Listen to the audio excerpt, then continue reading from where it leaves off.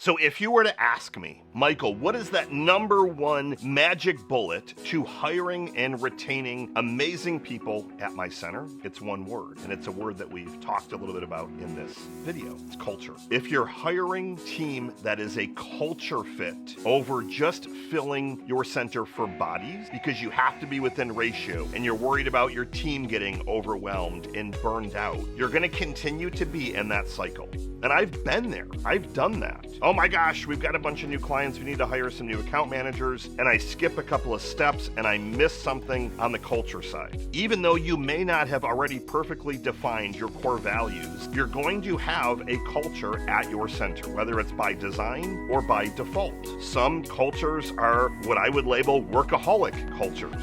And whether that's good or not is up to you and the culture that you're trying to build. I would argue it's not a good one, but if your culture is we do whatever it takes, we put in 10, 12, 15-hour days because we're in growth mode, and you're not hiring people for that particular fit, you're going to have a mismatch when you bring in someone that they're thinking this is a 8 to 5 and they can work a couple of days a week and it's more casual. There's going to be a massive mismatch when it comes to culture. So before you can even start putting out and rewriting your job ads to make them more competitive, before you can even start advertising and taking interviews, I would encourage you to take a look at your culture and ask your team and start to ask some of those questions. Tell me a little bit more about the culture. What are some of the vibes? What are some words that you would use to describe what it's like to work here and be here? And more often than not, you're going to be shocked with some of the answers, and shocked and not in a good way. But if you get real, raw, authentic feedback, you can then start to make some improvements thereafter. But in the interim, if you are not hiring off of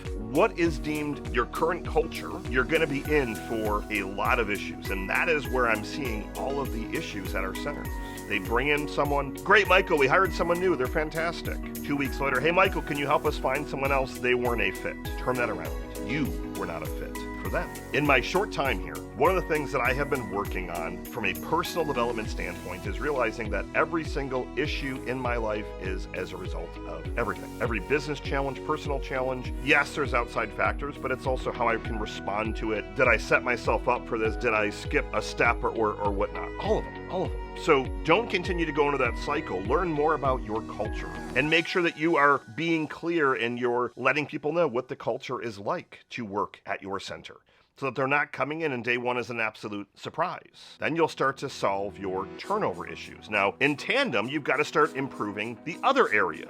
Now, notice that this video really wasn't about strategies on your job description and using an Indeed and some stealth strategies. I have plenty of those.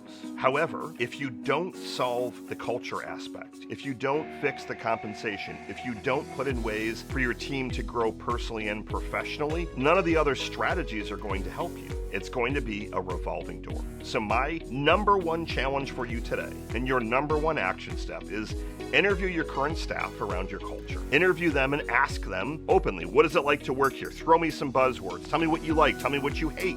I'm more concerned about what they hate. Well, I hate the fact that we can't go on our cell phones. So either A, you continue to keep that policy, or B, you change the policy. If you're keeping the policy and you're going through that interview process, again, you need to make sure that all of this stuff is upfront and transparent, or you're going to continue to have that revolving door where someone walks in and then day one, week one, surprise number one, well, you can't go on your cell phone ever, even when you're on a break. Surprise number two is if someone calls in sick, you need to stay an extra 5 hours. Surprise number three is you have to work every other Saturday. I'm not saying that you have all these surprises at your center. I'm saying that if you know about all this stuff and you're transparent, you can at least start to bring in some better people. And then we can continue to refine the process. And then that's where we build in more high quality applicants. We put in some automation to flush people out. We make them qualify themselves to come work at our center versus the other way around. Nailing your culture is the number one secret sauce to growing your center by way of better staff, lower turnover.